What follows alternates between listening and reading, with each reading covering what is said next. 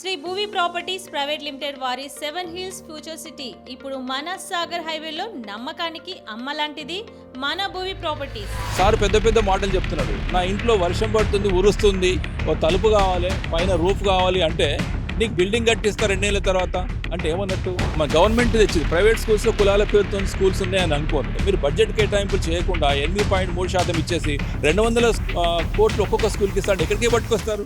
Sir ఇప్పుడు మీరు ఇంత పోరాటం చేస్తారు విద్య అనేది ఉచితం చేయాలని, కానీ పిల్లల్ని పంపించడానికి తల్లిదండ్రులే ముందుకు రావట్లేదు. దీని మీద ఏం చెప్తారు? అసలు ప్రభుత్వాన్ని ఏం ప్రశ్నిస్తారు? చాలా మంచి ప్రశ్న మేడం ఇది. తెలంగాణ సేవ్ ఎడ్యుకేషన్ కమిటీ ముందు ఏపీ సేవ్ ఎడ్యుకేషన్ కమిటీగా పనిచేస్తూ 40 ఏళ్ళ కాలాన్ని పూర్తి చేసుకున్న దాదాపుగా all India forum for right to ఎడ్యుకేషన్కి అనుబంధంగా రాష్ట్ర స్థాయిలో పనిచేస్తున్న సంస్థ మాది. దీనిలో ఉపాధ్యాయ సంఘంగా తెలంగాణ ప్రోగ్రెసివ్ టీచర్స్ ఫెడరేషన్గా మేము పనిచేస్తూ ఉన్నాం. ఇప్పుడు మీ ప్రశ్నకు సమాధానం ఏంటంటే, తెలంగాణ రాకముందు దాదాపు 65% విద్యార్థులు ప్రభుత్వ బడులలో ఉండేవి. అంటే 35% మాత్రమే ప్రైవేట్లో ఉండేవి. ఇప్పుడు రివర్స్ అయింది అది ఫిగర్. అంటే దాదాపు 12 ఏళ్ల కాలంలో ఫిగర్ కాస్త రివర్స్ అయిపోయి ప్రభుత్వ స్కూల్స్ నుంచి విద్యార్థులంతా ప్రైవేట్ వైపు పోయారు. దీనికి కారణాలు టీచర్లు అన్నావా ప్రభుత్వమా? మీ ఇండ్లు బాగాలేదంటే మా ఇల్లు బాగాలంటే కారణం మనం యజమానులమే కానీ పనిచేసే వాళ్ళు కాదు. ఇంట్లో పని మనిషి బాగాలేకుండా మా ఇల్లు డ్యామేజ్ అవుతుందా? అంటే యాజమాన్యంగా ప్రభుత్వము సరిపడా సూపర్వైజరీ బాధ్యతలు, మేనేజ్మెంట్ బాధ్యతలు, భౌతిక వసతుల కల్పన బాధ్యతలు, అకాడమిక్గా ఉపాధ్యాయుల పోస్టుల ప్రమోషన్లు కానీ బదిలీలు కానీ సక్రమంగా చేయకపోవడం వల్ల ఇవన్నీ జరుగుతూ ఉన్నాయి. ఒక అంతర్లీనంగా ఉండే సంబంధం ఏంటంటే, ఒక పాఠశాల బాగుండాలి, ఉపాధ్యాయులు ఉంటే విద్యార్థులు వస్తారు. పాఠశాల బాగుండి టీచర్స్ లేకున్నా విద్యార్థులు రారు, టీచర్లు ఉండి పాఠశాల బాగలేకున్నా విద్యార్థులు రారు. అంటే ఈ రెండు ఉన్నప్పుడే అట్రాక్ట్ అవుతుంది స్కూలు. కాబట్టి ప్రైవేట్ స్కూల్స్లో వాళ్ళు స్టాఫ్ ప్యాటర్న్ బాగా ఉండేటట్టుగా 2 పోస్టులు కాలేకపోతే వెంటనే నింపుకుంటారు. ఈసారి 2 పోతుందంటే 3 నెలల దాకా గడువించి 3 నెలల లోపల ఒక పోస్ట్ నింపుకుంటారు. మన దగ్గర 2015లో ప్రమోషన్లు ఇచ్చారంటే మరి 2023 తర్వాత ప్రమోషన్లు ఇచ్చారు. అంటే 10 ఏళ్ల కాలం పట్టింది, దాదాపు 8 ఏళ్ల కాలం పట్టింది. ఏది పాత ప్రభుత్వం ఇచ్చిన ప్రమోషన్లు 15లో, 18లో బదిలీలు అయినాయి, 24లో మళ్ళీ ప్రమోషన్లు వచ్చినాయి. అంటే ఈ 8-9 ఏళ్ల కాలంలో కావాల్సినంత నష్టం ప్రభుత్వ పాఠశాలలో జరిగింది కదా. అంటే ఒక స్కూల్లో మ్యాథ్స్ టీచర్ ఉంటే సైన్స్ ఉండడు, సైన్స్ ఉంటే సోషల్ ఉండడు. ఎవరు నింపాలి అంటే చుట్టుపక్కల ఖాళీ ఉన్న టీచర్స్ అంటే వాళ్ళు తీసుకొచ్చి బలవంతంగా పని చేయించాలి.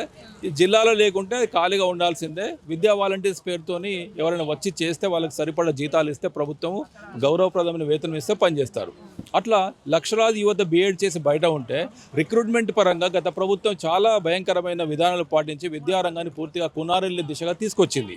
సరే, ఈ ప్రభుత్వం ఏం చేస్తుందో ప్రశ్నకు వచ్చినప్పుడు సార్ పెద్ద పెద్ద మాటలు చెప్తున్నాడు. నా ఇంట్లో వర్షం పడుతుంది, ఉరుస్తుంది, చలి పెడుతుంది, ఓ తలుపు కావాలి, పైన రూఫ్ కావాలి అంటే నీకు బిల్డింగ్ కట్టిస్తారు 2 ఏళ్ళ తర్వాత అంటే ఏమన్నట్టు? అంటే ఉన్న స్కూల్స్ బాగు చేయకుండా 200 కోట్లతోని 25 ఎకరాల భూమిలో ఒక స్కూల్ కట్టిస్తారట. అక్కడ 2,500 మంది పిల్లలు చదువుకోవాలట. ఒక మెరుగైన విద్యా విధానం కోసము, మెరుగైన అభ్యసనం కోసము పాఠశాలలు ఎక్కడ బాగుంటే అక్కడ వెళ్తున్నారు. ప్రైవేట్ స్కూల్ కూడా చూడండి మీరు. లాస్ట్ ఇయర్ బాగా ఉన్న స్కూల్ ఈసారి బాగుండకపోవచ్చు. 2 టీచర్లు మారగానే స్కూల్ యొక్క క్వాలిటీ మారి, ఇంటర్మీడియట్ అయినా డిగ్రీ అయినా ఇప్పుడు ఇక్కడ ట్యూటర్ ఎవరున్నారు, సార్ ఎవరు చెప్తారు, లెక్కలు ఎవరు చెప్తారు అని చూసిన తర్వాత అడ్మిషన్ ఇస్తున్నారు. అంటే రిక్షా పుల్లర్స్ నుంచి మొదలుకుంటే వాళ్ళను అది చేయడం కాదు. ఎంత తక్కువ స్థాయి వేతనం ఉన్న కార్మికులైనా సరే బాగా చదువు చెప్పే స్కూల్స్కి ఆకర్షితులు అవుతున్నారు. తప్పు ఎట్లయితుంది అది? అందుకే మన స్కూల్ బాగుండాలంటే ఫస్ట్గా నీ బిల్డింగ్ బాగుండాలి, భౌతిక వసతులు బాగుండాలి, టీచర్స్ ఉండాలి అక్కడ. ఇవన్నీ పట్టించుకోకుండా మీరు రేపెప్పుడో నేను 2 సంవత్సరాల young India integrated residential schools కడతాను, అందరు చదువుకోవాలి అంటే ఉన్న స్కూల్స్ రిపేర్ చేయొచ్చు కదా. ఇప్పుడు ఇవన్నీ మూతపడ్డ తర్వాత ఈ ల్యాండ్స్ ఎట్టుపోతాయి అంటే ఈ ల్యాండ్స్ ప్రైవేట్ పరం చేసి అమ్ముకోవాలి. ఎప్పుడెప్పుడు స్వప్నం కళలో నేను పెద్ద బిల్డింగ్ కడతా అంటే ఎట్లా? గత ప్రభుత్వంలో కులాల పేరుతోని, మతాల పేరుతోని రెసిడెన్షియల్ స్కూల్స్ కట్టేసి అక్కడ అడ్మిషన్ల కొరత ఉంది, స్టాఫ్ ప్యాటర్న్ కూడా బాగాలేదు, వాళ్ళకి జీతాల వేతనాలు సరిగ్గా టీచర్లకి. ఇవన్నీ ఒక హిస్టారీతిన మేనేజ్మెంట్ తీసేసి డీసెంట్రలైజ్ చేసి స్కూల్స్ అన్నింటి కూడా ఎవరికి వాళ్ళు ఫైట్ చేయకుండా మోడల్ స్కూల్స్ అని, కస్తూర్బా స్కూల్స్ అని, రెసిడెన్షియల్ స్కూల్స్ అని, ఎస్సీ స్కూల్ ఒక క్వశ్చన్ సార్, నాకు డిసింటిగ్రేట్ చేశారు. కుల మతం అనగానే ఒక క్వశ్చన్ వచ్చింది. ఇప్పుడు కమ్యూనిస్టుగా చాలా వరకు ప్రజలు చూస్తున్నారు. ఆ స్కూల్లో ఎంతమంది మా కమ్యూనిస్టు వాళ్ళు ఉన్నారు అనేది కూడా చూసుకుంటారు జనాలు. మన గవర్నమెంట్ తెచ్చింది. ప్రైవేట్ స్కూల్స్లో కులాల పేరుతో స్కూల్స్ ఉన్నాయని అనుకోను, కానీ government SC BC welfare schools, minority welfare, SC welfare, ST welfare పేరుతో చేసింది. గత ప్రభుత్వం చేసిన వైపరీత్యాలు ఇవన్నీ. ఈ కారణాలతోని అవి నడుస్తూ ఉన్నాయి. మనం ఏమంటున్నామంటే మనం ఒక స్లోగన్ ఇచ్చాము కామన్ స్కూల్ అని. రేవంత్ రెడ్డి గారు ఆ స్లోగన్ స్వీకరించారనుకుంటాను. అందరిని ఒకే దగ్గర కూర్చోబెట్టి చదివిస్తానని చెప్పి బ్రాడ్గా చెప్తున్నాడు. కానీ ఆచరణలో ఉన్న స్కూల్స్ మార్చొచ్చు. ఇప్పుడు ఒక హైదరాబాద్లో మైనారిటీ వెల్ఫేర్ స్కూల్ ఉంది, దాన్ని కామన్ స్కూల్ చేసేయండి. అడ్మిషన్ అందరికీ ఇవ్వండి, మైనారిటీ వర్డ్ తీసేయండి. ఎస్సీ వెల్ఫేర్ బోర్డు ఉంది, ఎస్సీ వెల్ఫేర్ ఎస్సీ తీసేయండి, అందరికి తీసుకోండి. మీరు రిజర్వేషన్లో కొన్ని సీట్లు ఎక్కువ ఇస్తే ఇచ్చుకోండి వాళ్ళకు నీడ్ని బట్టి. కానీ ఉన్న స్కూల్స్లో అడ్మిషన్స్ సమానంగా అవకాశాలు కల్పించే విధంగా ఒక క్వాలిటేటివ్ అప్రోచ్లో క్వాలిటీ ఎడ్యుకేషన్ ఇచ్చే విధంగా టీచర్స్ని నియమించేసి ఇస్తే బాగుంటుందని చెప్పి మా డిమాండు. మేము తెలంగాణ సేవ్ ఎడ్యుకేషన్ కమిటీ 40 సంవత్సరాలు చేస్తున్న ఒక పోరాటం ఏంటంటే గవర్నమెంట్ స్కూల్స్కి వచ్చే పిల్లలు తినక వస్తారు, ఖాళీ కడుపుతో వస్తారు. వాడికి ఆరోగ్యం బాగాలేనప్పుడు, ఆకలితో ఉన్నప్పుడు ఎంత బోధన చేసినా అభ్యసనం సక్రమంగా జరగదు. కాబట్టి వాడి యొక్క ఆకలిని ముందు తెరచాలని చెప్పి మేము దీర్ఘకాలిక డిమాండ్గా చేస్తున్నప్పుడు ఇప్పుడు గవర్నమెంట్ 500 కోట్లు మార్నింగ్ బ్రేక్ఫాస్ట్ కోసము, 200 కోట్లు పాల కోసం శాంక్షన్ చేసింది. మార్నింగ్ బ్రేక్ఫాస్ట్తో పాటు మిల్క్ ఇస్తారని దాన్ని మేము వెల్కమ్ చేస్తున్నాము. ప్రభుత్వం చేసే ప్రతిదీ మేము తప్పు పట్టట్లేదు. ఈ రెండు ఆచరణలోకి వస్తున్నాయంటే తెలంగాణ సేవ్ ఎడ్యుకేషన్ కాబట్టి దీర్ఘకాలిక ఉద్యమ ఫలితం అని భావిస్తున్నాము. దీన్ని ఎక్స్టెండ్ చేస్తూ ఇంటర్మీడియట్ విద్యలో కూడా బ్రేక్ఫాస్ట్ స్కీమ్ అమలు చేస్తున్నారు, లంచ్ కూడా ఇస్తారట. ఇది మంచి విషయాలు కదా. అంటే రేవంత్ రెడ్డి చేసేటి ప్రతిదీ ఏకమొత్తంగా ఖండించనీకి లేదు.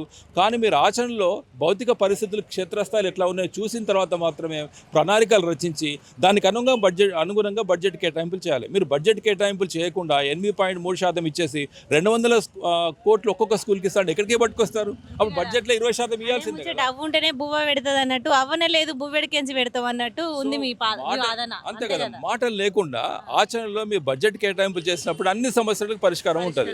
మీరు ఎక్కడ రిక్రూట్మెంట్ ఉంటుంది, లక్షలాది మంది బీఎడ్ చేసిన టీటీ చేసిన యువత వెయిట్ చేస్తారు గవర్నమెంట్ టీచర్ల పోస్టుల గురించి, లెక్చరర్ పోస్టుల గురించి వెయిట్ చేస్తున్నారు. ఇంతమందిని రిక్రూట్ చేసినప్పుడు మీరు అనుకున్న స్వప్నం కరెక్ట్ అవుతుంది.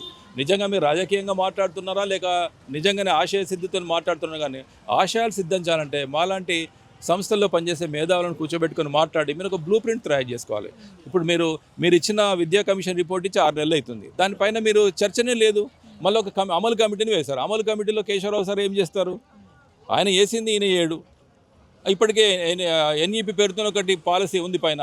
అంటే ఏది అమల్లోకి లేకుండా దానిలో ఉన్న మంచి చర్యలను ఒక చర్చలోకి తీసుకురాకుండా, ఉపాధ్యాయ విద్యారంగ మేధావులని చర్చలోకి తీసుకోకుండా ఏకపక్షంగా మీరు చెప్తూ చేస్తే అది ఆచరణలో శూన్యమవుతుంది, మీరు ఫెయిల్యూర్ కారణమవుతుందని చెప్పి మేము టీపీటీఎఫ్ పక్షాన, తెలంగాణ సేవ్ ఎడ్యుకేషన్ కమిటీ పక్షాన క్షేత్రస్థాయిలో ఉన్న భౌతిక పరిస్థితులను, అకాడమిక్ పరిస్థితులను గ్రహించిన తర్వాత మీరు నిర్ణయాలు తీసుకోవాలని, అనుగుణంగా మీరు 20% బడ్జెట్ కేటాయింపులు చేసినప్పుడు ఇవన్నీ సాధ్యమవుతాయని చెప్పి మేము ప్రభుత్వానికి వేదిక పక్షాన నివేదిస్తున్నాం.